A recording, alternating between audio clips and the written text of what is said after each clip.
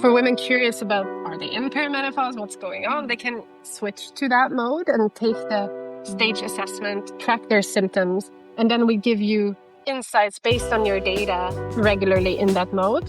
If you're staying on the other modes, like the birth control mode, planned pregnancy, at some point, if we do see that you're likely to be in perimenopause, we might nudge you to say, like, this mode is available, but it's still up to you to enter the mode and get those insights. Welcome to Biohacking with Brittany, the podcast where science meets wisdom. I'm Brittany Ford, holistic nutritionist, biohacker, and mom. And for years, I struggled with gut issues, hormonal imbalances, and the exhaustion of motherhood while running a business. Biohacking and functional medicine became my way back to clarity, vitality, and trust in my body. And that's why I'm here, not just to share information, but to share the practices and perspectives that truly shifted my health and my life.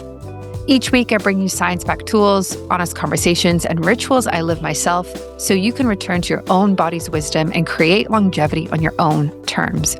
Because your body already knows this is just the space to remember. Well, welcome back to the show. I am thrilled that you're listening today.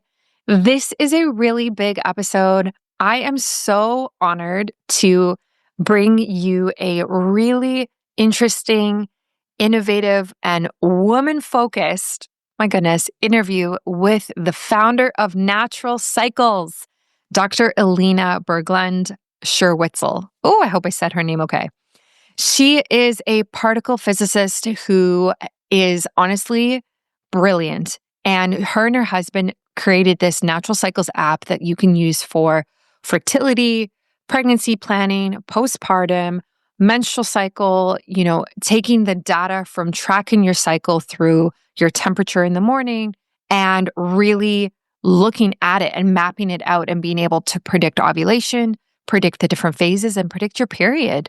And I have been using Natural Cycles for, oh my gosh, like maybe 7 years now. Like, this is a very cool moment for me to actually be able to sit down with her and pick her brain. So she studied fertility awareness. She began tracking basal body temperature, and she spent a year teaching herself to code what became Natural Cycles. She built the algorithm on her data, plus early users and published data sets to indicate daily fertility status. So if you haven't used Natural Cycles, essentially how it works is you take your temperature in the morning through a thermometer underneath your tongue. You put in your thermometer temperature, the reading, and then it will give you green days or red days. And depending on what you're looking for. So if you're trying to avoid being pregnant, your green days are days where you likely do not have a risk of getting pregnant because it's not around your ovulation. Red days are when it's ovulation, around ovulation, depending on if your cycle is, regular or irregular. And you should avoid unprotected sex at that time. Obviously, it's on the flip side if you are planning a baby, and then there's also postpartum as well.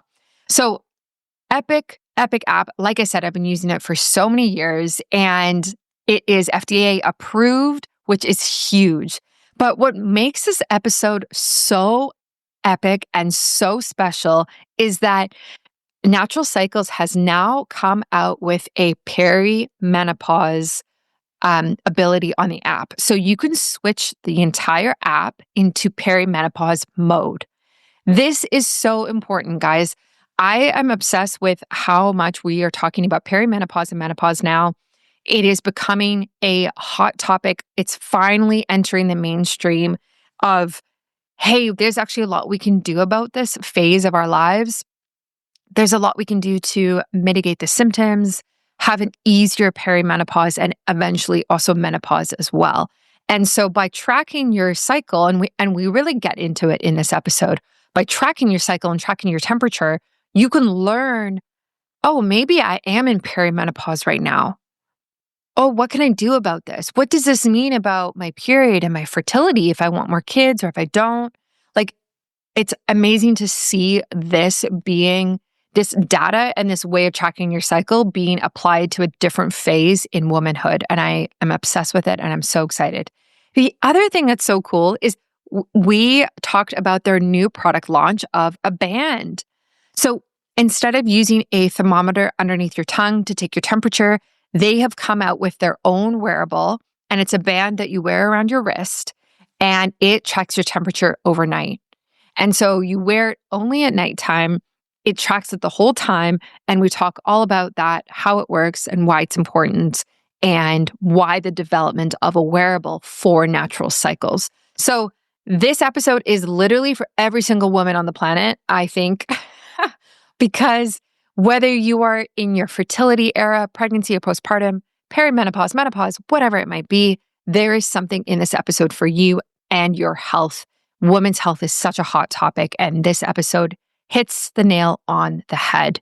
It was such a blessing to be able to talk to Dr. Elina. She's a wealth of knowledge, and I just feel very privileged that I got to actually ask her some cool questions. So enjoy this podcast episode. A shout out to CaloCurb before we start. CaloCurb is a natural way to lose weight or manage your weight in a very gentle way. My mom has been taking CaloCurb before her meals, and essentially it reduces your appetite. But it's not something like Ozempic where there's a bunch of side effects and it is around the clock 24/7 that your appetite is reduced. This is actually in accordance with your natural hunger satiety hormones. So you take it a couple hours before a meal, it reduces the hunger hormones during that time, and then you go back to normal.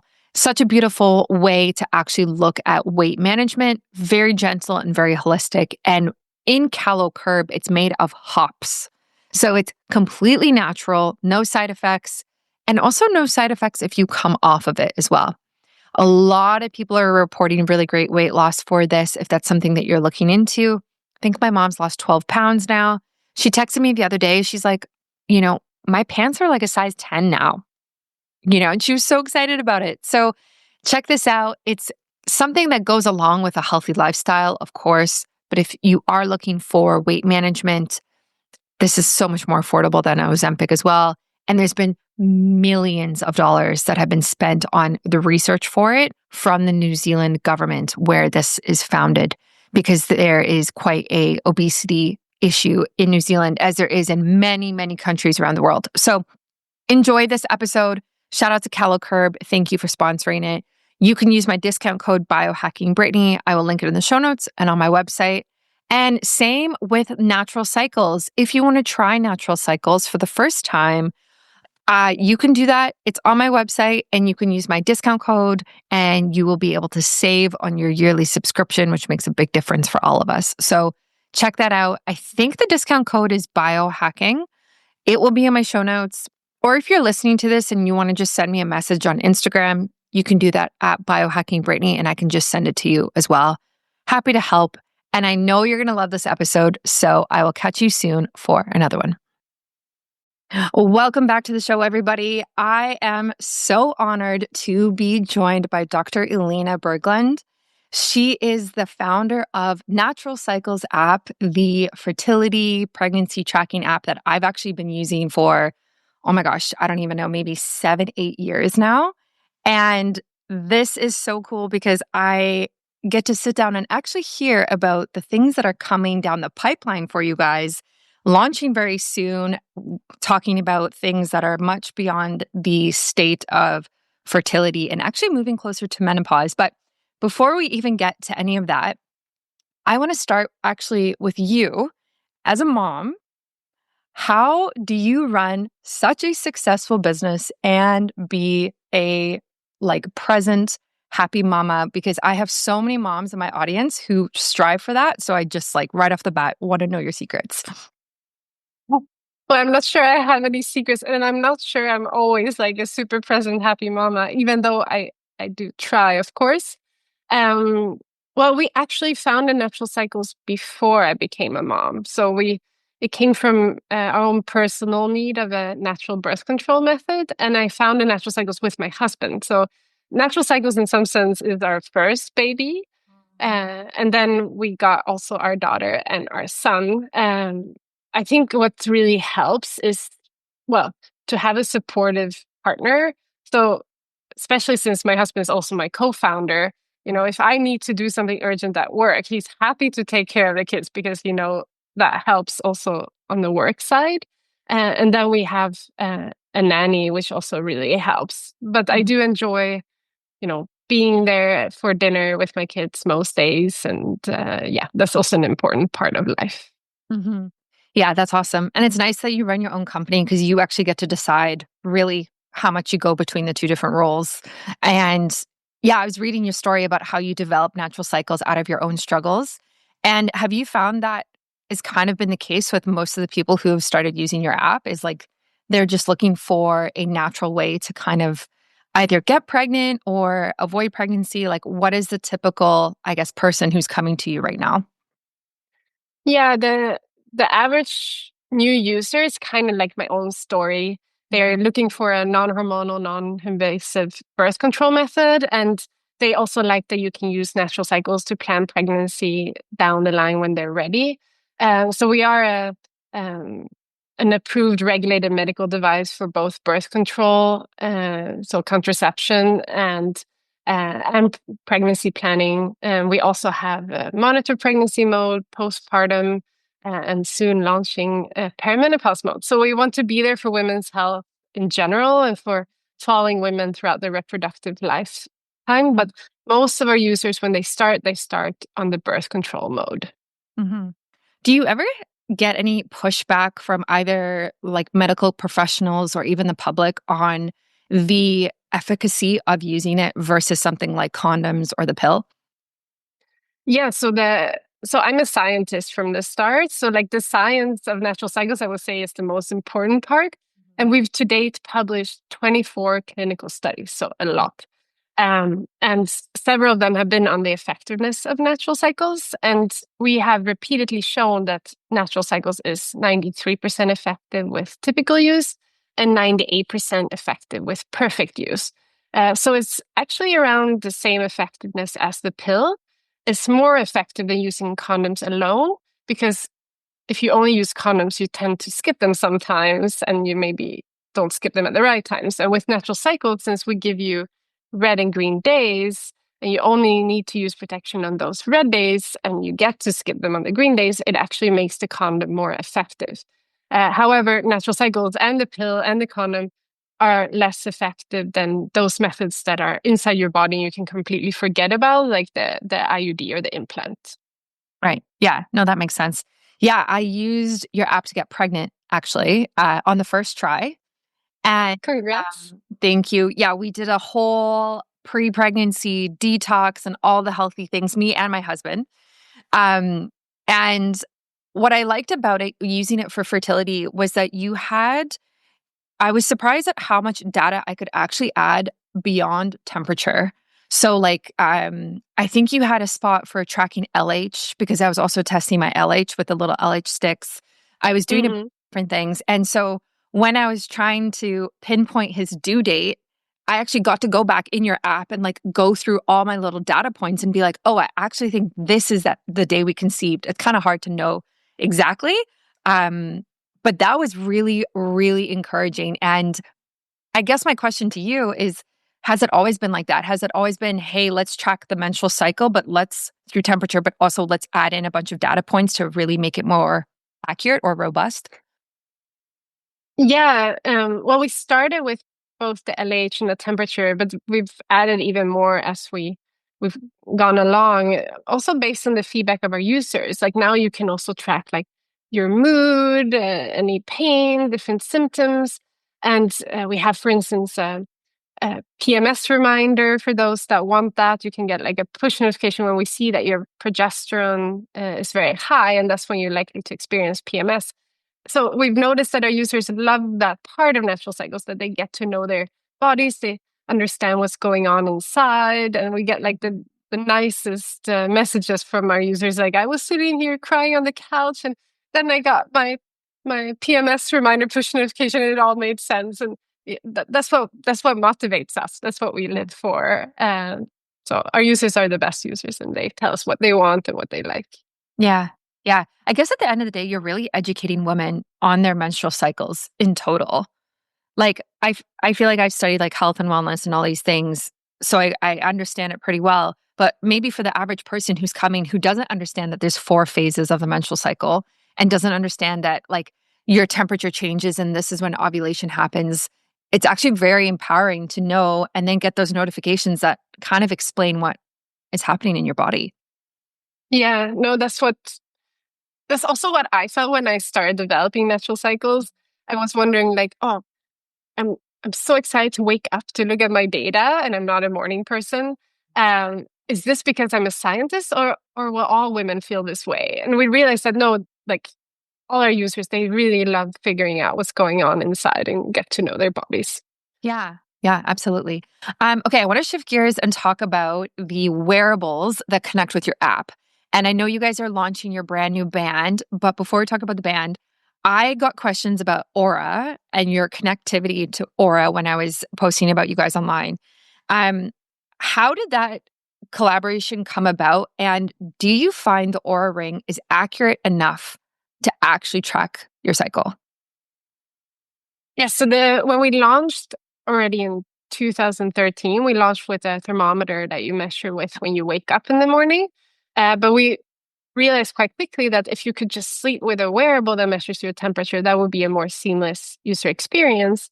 And in, I think it was 2021, we got an additional FDA clearance and clearance to integrate with the Oura Ring, because we performed a clinical study that showed that yes, the temperature is as accurate as measuring them out in the morning, because we measured then over the whole night. So you can then kind of distill a accurate temperature measurement from that.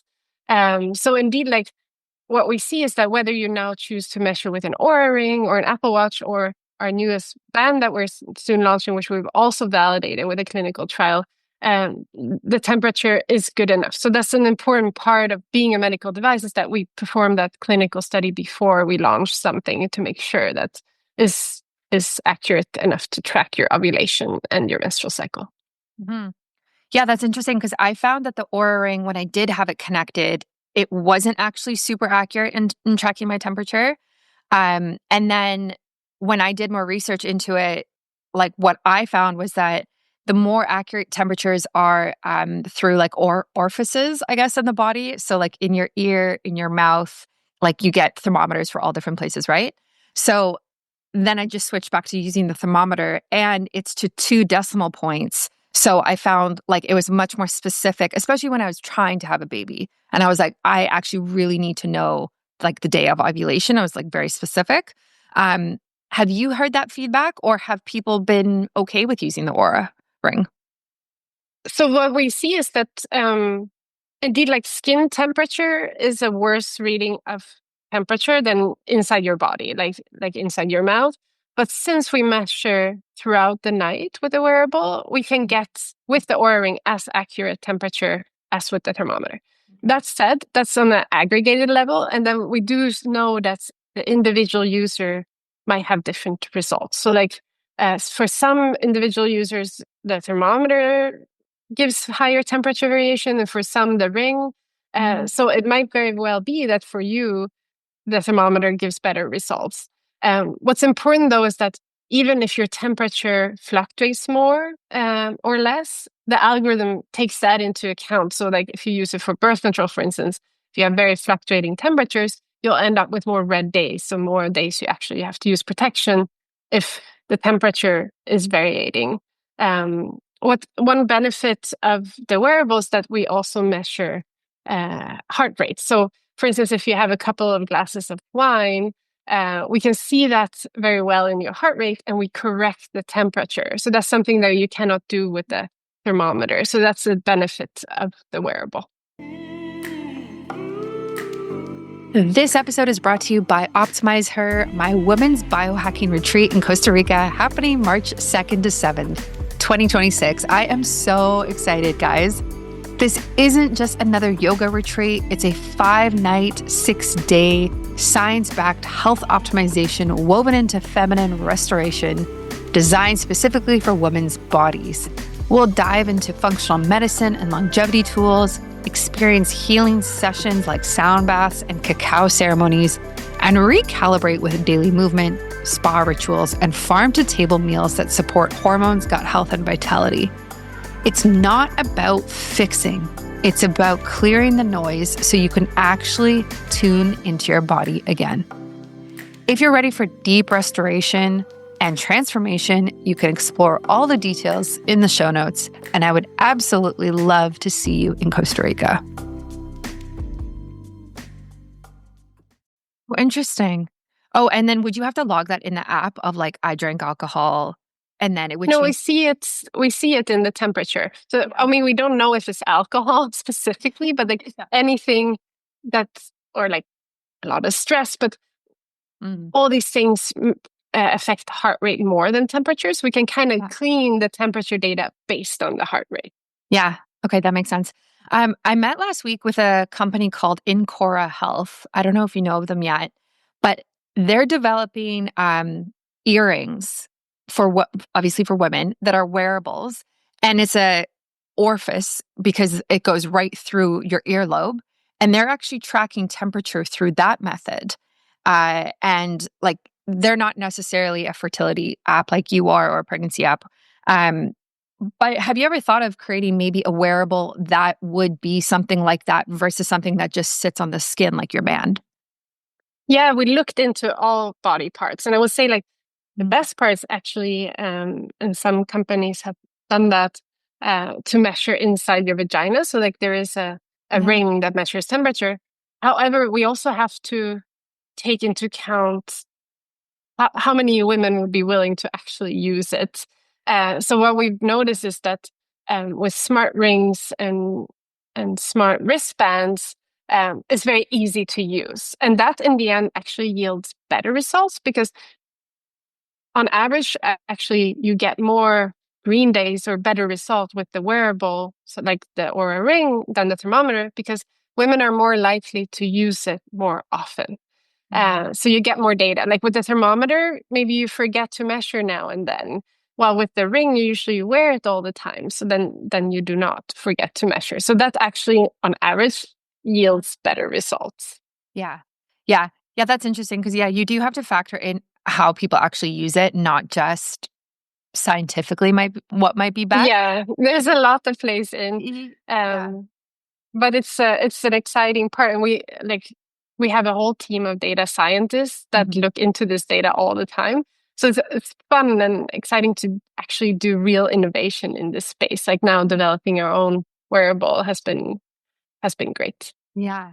Yeah. I actually, a couple of years ago, I forget the name of it, but it was kind of like an egg with a little like tail on it that you would wear internally, like vaginally overnight, and it would track your temperature.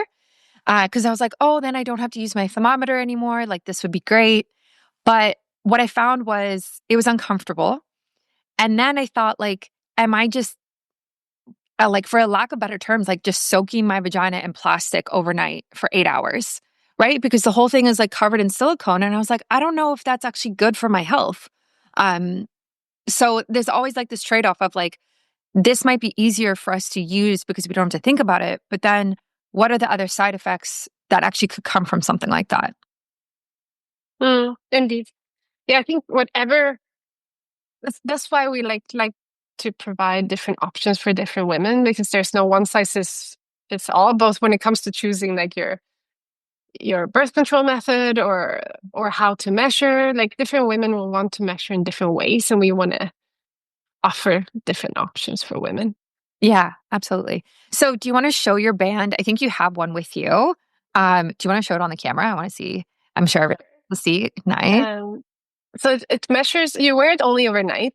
It measures on the lower wrist, which is more accurate than the upper wrist, because that's where your blood vessels go. So it measures temperature and heart rate, and it's at a lower cost than if you would want to otherwise buy an Apple Watch or an Oura ring, for instance. Nice. And so it doesn't do like HRV or any of the like VO2 max or any of those things?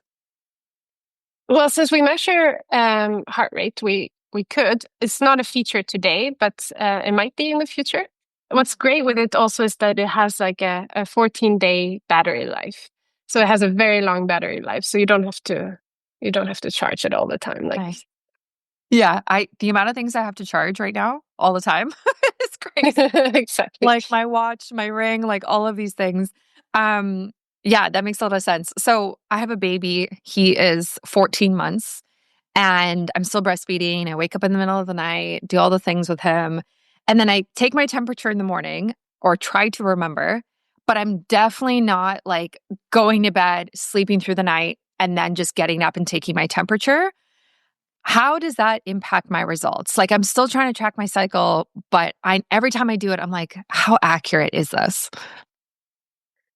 Yeah, again, like even if you forget to measure often, or maybe you don't sleep enough before you measure, the algorithm takes that into account. So you might then end up with like a bit more red days. But that is why we realized that the wearable is kind of the future, because then you just put it on before you go to bed and you don't have to worry so much what your night looks like, because like it measures continuously through the night. So it knows when you're sleeping, and that's when it continuously reads your temperature. So especially if you have a baby and don't sleep through the night, I would recommend the wearable. Yeah, that makes sense too. Um, and even just like when you get your menstrual cycle after having your baby, like I got my period back at 4 months. I did not think it was going to come back so early. And I don't even know if I was tracking my cycle at that point. I think I was surprised. But that's how so many women actually get pregnant again so quickly after, is because they're like, oh, I don't need to track my temperature. Like it's only been 4 months and then they get pregnant. So I think there's a huge use case for a wearable of like, just put this on anyway, and maybe Yeah. maybe it comes back a year later. But if you don't want another kid anytime soon, this is like a great reason to use it. Yeah, indeed. That's what we see also from our users, and that's also why we developed the postpartum mode. So women, it's such a special time in a woman's life just after giving birth. There's so much going on. So we want to help women, like both from a mental health perspective and make sure they have enough time for them. At the same time as our fertility algorithm underneath, it will tell you if you ovulate even before you get that first period. So then women will be aware, like, oh, okay, now it's actually coming, and Mhm. I might have to start thinking about protection again. Yeah, exactly. It's also helpful too because you have the notification of if you have high temperatures for longer than your typical second half of your cycle, you have that notification that goes, "Hey, you might be pregnant. Like, take a pregnancy test." And that's what happened to me actually. I think I had like 18 days of high temperatures. And I remember Mm. seeing your notification and I was like, oh, okay, I guess I should check this. Um, but again, it goes back to that education of like, I don't know if the average woman knows that, of like when you get pregnant, your body temperature rises for basically your entire pregnancy. Although I think it does dip maybe in third trimester, if I remember. Yeah, it has this funny shape where it's high, but it's like slowly decreases towards the end. I was trying to, when I was pregnant myself, I was trying to like stare at each temperature point, wondering, is the baby coming today? But I think it's hard to predict. Baby comes when the baby comes, but still, I was trying to figure that out with the temperature. Yeah, yeah, I was actually gonna ask you if you knew if there was like a dip, like the day before your due date or anything like that, if you've seen anything in the data. I mean, we see some things on aggregated levels, and it does decrease towards it, but I think it's hard to like be able to really pinpoint when it's coming. Yeah. Yeah, I mean, of course, yeah. I remember I saw an interview with Whoop, and they were studying pregnant women, and they found that, I think it was like 7 weeks before the due date, there was a change in HRV, like a significant change. I think it was a drop even further. Was it a drop? It must have been. And then that's what they saw. So I remember being 7 weeks, like, from my predicted due date, being like, okay, is it going to happen? Like trying to like track it exactly. But at some point, especially with pregnancy and with babies, you just gotta like let go of trying to control and the data. Yeah, indeed. Which is, yeah. As a scientist, I'm very into tracking all the hormones and all Mhm. the data, and I think Natural Cycle is a great platform for that, and also the wearables. But indeed, like sometimes you just kind of control everything, and yeah. Mhm. Mhm. So you're shifting or you're adding on perimenopause and menopause modes on your app. Why do you feel like that is something important for you guys to do? So that is something we've had on our to-do list for many years. Again, we wanted to kind of wait until we've had that shift into wearables, because perimenopause is a state where it can take up to 10 years of a woman's life. Like on average, I think it's 7 years, where your hormones are slowly shifting, like starting with your progesterone declining and then your estrogen starts going crazy. And it's a stage of women's life where she often has a lot of symptoms and feels different, but it's hard for her and her doctor to pinpoint, is this because she's in perimenopause or not? Because the hormones change so much. So if you go into the doctor's office, they might measure what your hormones look like that day, but we can measure what happens gradually over time as the cycle changes, the hormones change, the temperature pattern changes, and then give her back the information of what stage is she in? Is she in perimenopause? Is she in menopause? Is she not yet? Is she in early, mid, or late perimenopause? Because that comes with quite different hormonal changes and symptoms. And then we can also help her understand what to expect of the future. So we feel like we can do a lot here. Again, helping, empowering women with the knowledge they need around their health. So what are the temperature fluctuations that happen during perimenopause? Like, I'm so curious. Oh, temperature is a proxy for progesterone, right? So like, as you start going into perimenopause, what happens first is that progesterone starts decreasing. So what happens then is that, maybe your temperature is a little bit less high in the luteal phase. Your luteal phase gets shorter. You might have spotting before and after your periods. You may have heart palpitation, breast tenderness.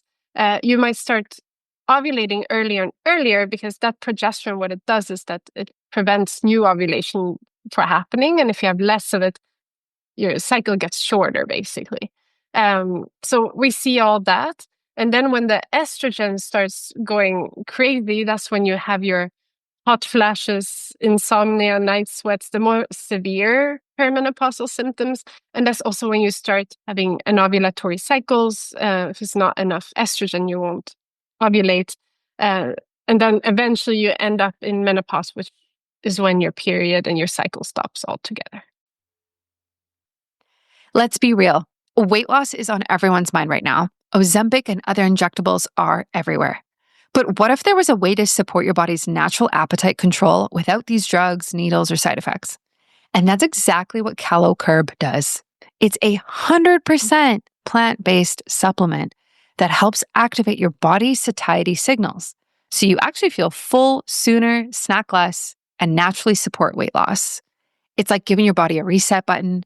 So instead of fighting cravings all day, you actually feel like you're in control again. And here's the best part. It's simple, safe, and sustainable. For me, CaloCurb has been such a game changer in calming my appetite when I have used it, and also just helping me trust my body again. My mom has been using it and has actually lost 8 pounds in 3 weeks, and she's so excited about that because it's such a natural and easy thing for her to do without looking to something like Ozempic or something much more extreme or yo-yo dieting or anything like that. So if you are curious and this is something that you think could be helpful in your life, or you have somebody you know who could really benefit from this, I think we all kind of have that person, you can try it and you can get 10% off with my link, which is in the show notes. Think of it as a healthier, natural alternative to Ozempic or even Wegovy, one that works with your body and not against it. You can also message me on Instagram at BioHackingBrittany if you want my link to save or you have any other questions about it. Okay. So if I'm using this, say, in my 40s, and I start noticing changes in my cycle, and I'm wearing it every single day, would I start to see education coming from the app that says, hey, you might have entered perimenopause? Like, here are some tools and tips and recommendations for these next few years. Is that kind of like what we're talking about here? Yeah, so we have a separate mode called NC perimenopause. So for women curious about, are they in perimenopause? What's going on? They can switch to that mode and take the stage assessment, track their symptoms, and then we give you insights based on your data regularly in that mode. If you're staying on the other modes, like the birth control mode, planned pregnancy, at some point, if we do see that you're likely to be in perimenopause, we might nudge you to say, like, this mode is available, but it's still up to you to enter the mode and get those insights. Interesting. Okay. Because I'm sure you know, like early menopause is a thing. Actually happened to my aunt, and I think she went through menopause like, it must have been 30s, 35, like significantly early, and it actually impacted her ability to have kids, sadly. For the women listening who that might be their reality, is there a way that your temperature tracking could predict that earlier? Or do we have to manually go and switch to that mode in order to like actually see the difference? Do you know what I mean? Like, would you be able to actually like potentially say, hey, this might be happening to you? Yes, we can do that. And indeed, that's called premature ovarian insufficiency, and it is a issue, especially if you want to have kids. So I think it's definitely something very important to be aware of, because then you might like quickly want to freeze your eggs, or indeed. Yeah. Yeah, that's awesome because that is such a sensitive topic for a lot of people. And I know, at least for my aunt, she had no idea. She had no idea that's what she was dealing with. I don't want to say before it was too late, but before she could really freeze her eggs or do something about it. And I think that happens to a lot of women. So if we had an app that said, hey, this is like abnormal, maybe go talk to your doctor, I think that would be huge for women. Yeah.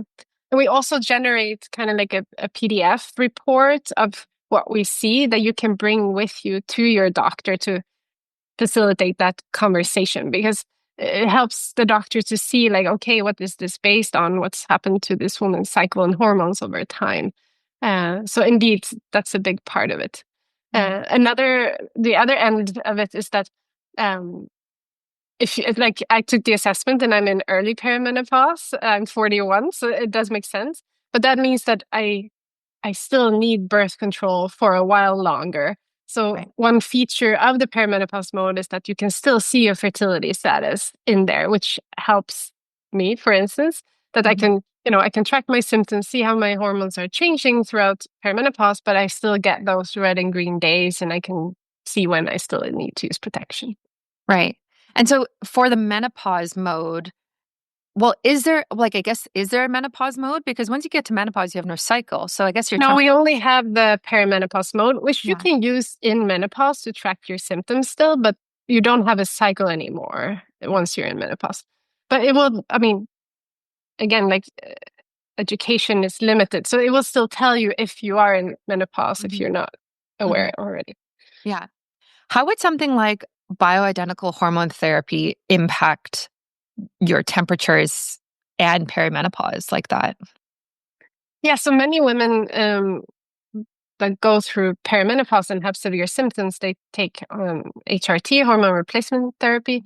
And indeed, you can use our app together with that. So then you can track if your symptoms are getting better. Are you getting the right HRT? Because again, since it's hard for the doctor to know which stage of perimenopause she's in when she comes in, like if she's in that early phase where she's estrogen dominant, she might need progesterone, but not estrogen. If she then gets extra estrogen, she might come back and feel even worse. So we're hoping to help women there too, to, again, educate them, help the conversation with the doctor of which HRT might be right for her if that's where she wants to go. Yeah. Yeah. Do you hear any pushback from your audience or users when they take this data to the doctor? Like, are doctors ever dismissive of like, this doesn't mean anything, even if they have like years of history of data? Well, we're launching the perimenopause mode now, and it was developed together with doctors. So we really hope that this is something that helps. We know, though, that many HCPs, many doctors don't have that much time with each patient. So I'm sure they won't all be like, oh yes, I want to look at all this data. But we hope that this will really help. We do see that because we also have in the birth control mode or in the fertility mode that it also generates like a PDF you can bring to the doctor. So we hear like that many doctors really do appreciate it, but we also hear that some might not have the bandwidth to look into it. Yeah. That's amazing. Yeah. It depends on the doctor. It depends on the doctor. Functional medicine doctors tend to actually be great for that. I've taken it to a doctor before, and actually he was pretty receptive, and it was very helpful. So again, I think it just depends who you go to. But I want to switch gears a little bit here. So I have some questions for my audience. I'm just going to scroll down here to find where I wrote them out. Let's see. Okay. So we talked about Oura already, and we talked about postpartum. Okay. So this one is about data privacy, and I'm sure that you get asked about data privacy. This woman wrote in, you're asking women to share intimate health data daily. How do you respond to skepticism around data privacy and the risk of the information being misused? Yeah, I think it's great that women are getting more and more educated around data privacy because it's an important topic. And as a medical device and as a European founded company that follows GDPR, we take data privacy very seriously. We have, for instance, anonymous mode. So you can go anonymous in the app. And that means that not even us at Natural Cycles can connect your personal data with your sensitive data. So even if like the government would come after us and ask about your data, which has never happened so far, we could not give it out because we don't know what sensitive data belongs to you. So we wanted to like go that extra mile and implement that identity protection after Roe v. Wade was overturned. But in general, your data is safe. Natural Cycles is not a free app. We have a subscription. It's $150 a year in the US. And that incentivizes us to have the user as a customer, right? So we don't have to monetize in any other way. We don't have to monetize through the data. We care about our customers, and everything we do, like for instance, science and research, is on anonymized data with your consent. So you can opt in to share your data for research, but then once it reaches the scientists, it's anonymized. It stops. Yeah. Okay. And so would that be the same when you're connecting with the Oura ring? How does that work? Like, how does my data, do they have access to all of my data if I connect my Oura ring to the Natural Cycles app? So it's a one-way integration that we read the temperatures from Oura, but we don't feed any data back to Oura. That said, Oura has access to all the data you enter in Oura. They also have a period tracking mode. So if you add your period to Oura, they will have your period. But you can use it without logging your period. You can use just Natural Cycles with the fertility data, and then Oura will not have any data on your cycle. We will just read the temperature from Oura. Yeah, that makes sense. I think it's great that we're talking about this though, because what company was it? It was a DNA testing company. What was it called? That like it got out that they were leaking everyone's data, and that's really scary because especially with DNA, is like, wow, what are you doing with that, and where is that data going? And yeah, into the wrong hands is like a little scary. I mean, the government with this, like, I don't know. I wonder what. I guess I'm glad that you guys are taking so many precautions so that is never the situation with you, even like with charging more and all of these other things. I think that's really smart. Yeah, I would now, since I read up so much about data privacy, I'm more concerned with, for instance, free apps because they have to monetize some other way. But also cars. Like if you buy a car, often without your explicit consent, they actually sell your data. So it's not always the digital products that's the issue. Yeah, so I think I read up about our car, and for sure they sold like our phone number, our data. It's pretty clear. Oh my gosh. Do you know how many texts I get every single day from random Exactly. numbers? All the Yes, me too. There was one employ me to some job. Yeah. Yeah. I get so many from Indeed. It's like, I saw you on Indeed. I was like, I haven't been on Indeed in like 10 years or more. I don't know. Yeah, I get so many job offers, and it's very frustrating and creepy that so many random people now actually have my phone number. Yeah, agreed. Yeah, and that's kind of scary about the cars because we just got a new car too. So great. Yeah. I don't know if there's much one can do about it except being aware because, Mhm. in the end, you probably do want to have a car. Yes. Yeah. Okay. So this next question is about AI. If AI or biotech develops a male pill, which people have talked about for a long time, or a more effective fertility tracker, do you see that as a competitor or as a win for women's health? Wow. I don't know how AI would develop a male pill, but if there would be a male pill in general, I think that would be great for the space of contraception because Mhm. what we see is that, the burden usually falls on women. And we like to think of natural cycles as a more gender equal method because a woman tracks her cycle, but the guy has to, do something about it when she's fertile, like use a condom. But I would say the more innovation in this space, the better. Mhm. Mhm.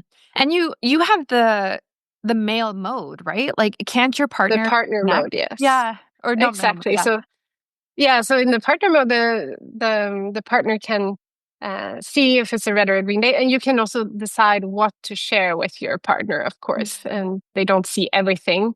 But it's a nice way to like, today's a green day, maybe, yeah, maybe it's Wink, time. wink. Yeah, Exactly. absolutely. Yeah. With AI, just on that topic in general, it's developing so quickly, like so quickly. How do you see AI impacting natural cycles? Yeah, so we use AI where we see it performs well. So, like for instance, in the perimenopause mode, you get little AI insights based on your symptom tracking with like little snippets of information of, oh, you track this data, maybe this will help, or this means this.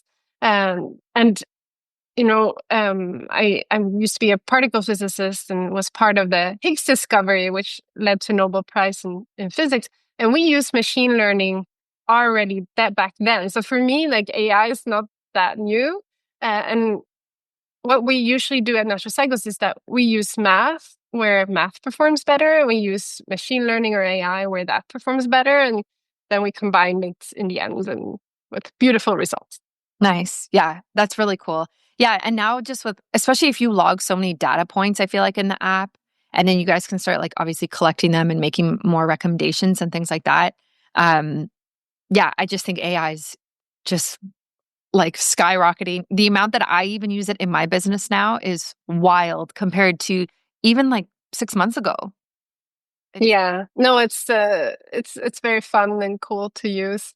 Mhm. We also use it, for instance, like you mentioned before these LH strips, the ovulation test. You with natural cycles, you can take a picture with your phone, and we will analyze it for you, tell you if it's a positive or negative, things like that. But indeed, like I feel like Yeah. it's the future, so more and more use cases will come out of it. Yeah. Yeah, I actually did that. I remember taking those photos Mhm. and being so neurotic about it. Oh my gosh. Yeah. Yeah, trying to get pregnant is a whole different ordeal than avoiding Mm. pregnancy. And that actually leads me into this question, which I love. I'm just going to summarize it. It's a bit long, but basically, this woman is asking if you will ever have like a teen mode for helping girls, young girls, predict their periods or even their first period. And I actually relate to this because I got my period later. Later, it was like 13, and all my friends had it before me. And I remember just being like, when is it coming? When is it coming? So, would there ever be a mode for like that 13-year-old girl? Yeah, it's a great question. Indeed, it's also something we have on our roadmap, not for the super near future, because now we're launching perimenopause and a lot is going into that. But indeed, we want to help women throughout their whole reproductive lifetime from basically their first period or even before. So it's something we want to develop. My daughter is now 11, so Cool. we're gonna see like what we can see in her data. And yeah, it will be also a very exciting mode eventually that we can offer girls. Yeah. Yeah. Cause again, it goes back to the education piece of like, it's not just your period. It's like you ovulated 2 weeks before. This is when you get pregnant. Like, I didn't understand any of that as a teenager. Like, I thought I could get pregnant any single day of the month, like at all times, right? And there's so much fear mongering that's thrown at teens. And it's like, use a condom, don't have sex, all these different things. But if I had something like your app and it said, hey, here are your green days and your red days, and this is the phases, man, I don't know. Like, I just would have felt so much more connected to my body, to be honest. Yeah, I think body literacy is very important. Today, for a birth control mode, you do have to be 18 because we don't have any clinical data from younger women, but we still want to develop a mode focused mainly on body literacy and understanding what's going on. Especially like I feel like maybe perimenopause and puberty is similar in the sense that the hormones are going a little bit crazy, and it really impacts how you feel and your mood and your body, and you may not understand why you suddenly feel super angry. So it's both are nice times to be able to help women and girls to figure out, like, is this normal? Is this not normal? And yeah. Yeah, I love that. Yeah. I mean, it's definitely a roller coaster over time. And I actually used to not get my period or not ovulate. I didn't know it at the time, but not ovulate through the summer when I was a teen because I was just way more active and I just like not get my period for a while. And I assumed it was because I was more active. But yeah, it just used to kind of skip for a few months. But again, I didn't really understand any of this or what that meant. I wasn't having sex at the time or anything like that. But again, like there's a lack of connection to your body, especially if education around your body, health, and sex ed is like pretty lacking in schools. Yeah, I remember I'm from Sweden, and maybe we have a little bit more sex ed or like education about your bodies. But I remember we used to get in school like this type of chart where you just put an X when you had your period, and then you could see over time. And I remember like I had short cycles and long periods, so like it was full of X. And my best friend had long cycles and only like a 3-day period, and she was like, it was all empty. And I remember like wondering why do I have to have my period all the time and she doesn't. But Yeah. now you definitely don't need a piece of paper anymore. We can do better than that. Yeah, because that's like the fertility awareness method, right? Is like your temperature, but also like But cervical. this was much more simple with that. This was just to track your period for Yeah. the teenagers, just to Mhm. like put an X when your period was there. That basically was it. Yeah. To get a feeling for when is it likely to come again. Yeah. Yeah. Um, yeah, I've seen similar charts like that. I think my mom also did similar stuff like that. And even in the books. And I also now I'm just thinking of it as well, like with fertility awareness method, with tracking your cycle in general, there are other symptoms like your cervical fluid or even your cervical position, right? Like your cervix Hmm. moves during the different parts of your cycle.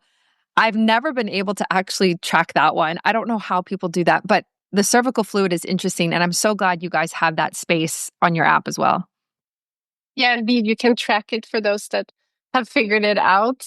We don't base our red and green days on it because we want to be avoid human error, because it is hard to learn. But some women are very good at it, and then they can use it in the app by tracking it there. Oh, interesting. So you don't use any of that data. It's just the temperature then. It's just for the user themselves to track and see and correlate it. But it's yeah, we don't give like more green days from it because we know how hard it can be to read.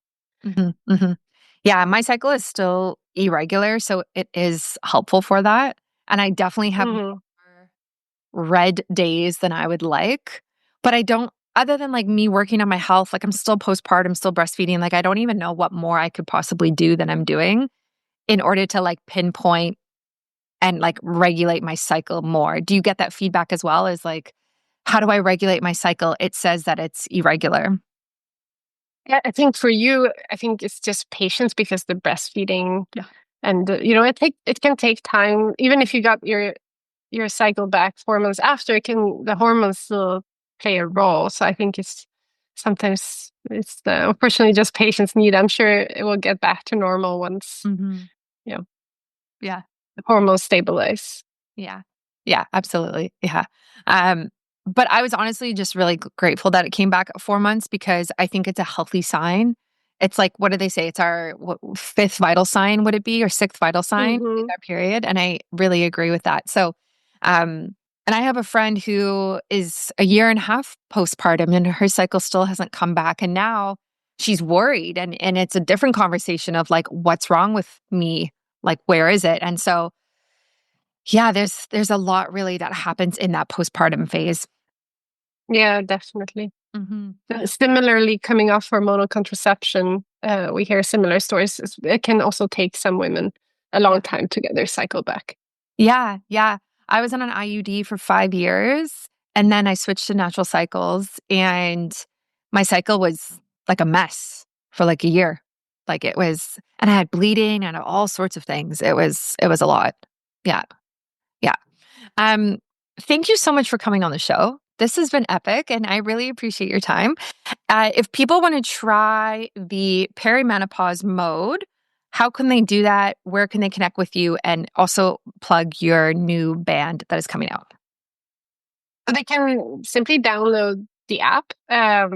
So the perimenopause mode is already there. They can also, of course, go to our website, to naturalcycles.com, and find all kinds of information about all of our modes. But it's there, so you can just try it out. And the band is also offered together with the perimenopause mode. So if you choose perimenopause, you'll see the band pop up. And then we have a code 15% off with the code BIOHACKING, just for your listeners. Awesome. Well, thank you so much. I will put that in the show notes and on my website so everyone can find you easily. This has been great. And it's such an honor to be able to talk to you today. Thank you for having me. Thank you for listening to Biohacking with Brittany. I hope today's conversation gave you something to take into your own life, a practice, a perspective, or simply a reminder to trust your body. If you love this episode, please leave a review, share it with someone else who could benefit, and join me over on Instagram at BiohackingBrittany for more. And if you're ready to go deeper, you can explore my retreats, community, favorite tools, all linked for you in the show notes. Until next time, remember, your body already knows.